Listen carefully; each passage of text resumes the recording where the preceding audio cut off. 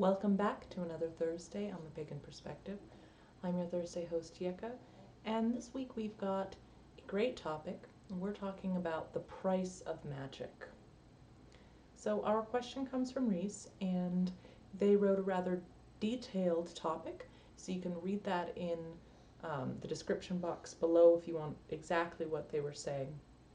But basically, they said that some folks had told them that real magic has a price to it, and if you're going to do magic, you need to be prepared to pay that price.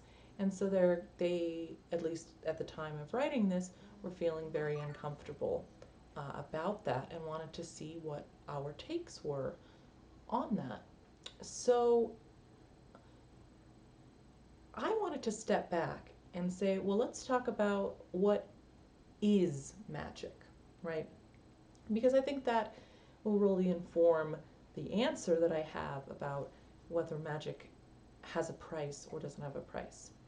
Now, you get different answers from different people about what magic is or is not.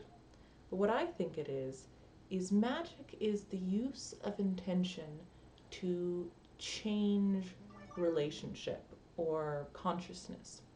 So when you do a spell, when you do a ritual, you're influencing the way that you respond to something, the outside world, to, let's say, you're doing a ritual for one of the changing of the seasons, one of the Sabbaths.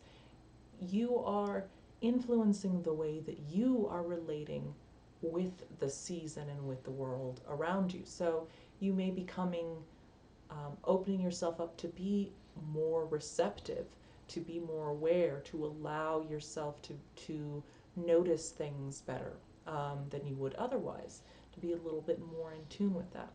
Say you're doing a spell for protection, you're changing the way that you are presenting yourself to the world, and therefore the way the world, right, being other people, being things like that, are going to respond in turn to you. When you're part of a group ritual, then it's not just you, it's the group, and you're changing the way that the world interacts with the group. So that's my take on what magic is. And so, with that understanding of magic, is there a price? Yes, but the price is the point, right?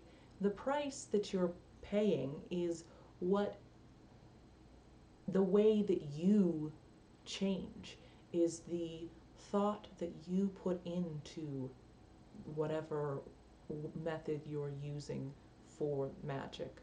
And it's the way that it's the change of relationship.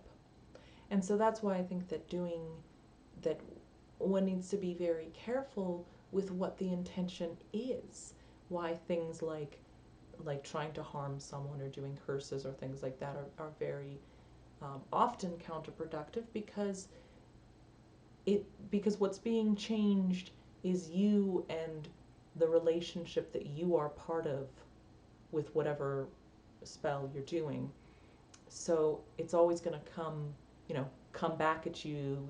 I'm sure many of you have heard about the law of threefold return or that sort of thing, which are just ways of putting into words that the way that you behave in the world is going to influence the way that you experience the world, and that the way things are the way people act back towards you.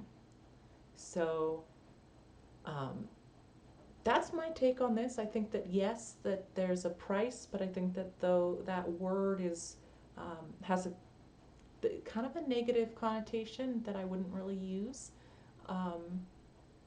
But yeah, that's my take this week, and I would love to hear from all of you in the comments section below. If what's your take on this week's topic? And I also have a specific question for you, and that is, do you all in your practices, is Imlek or Bridget's Night, Candlemas, basically around the 1st or 2nd of February, which just recently passed. Do you celebrate anything? And if so, I'd love to hear in the comments, what is that to you? What does that mean? So until next week, take care.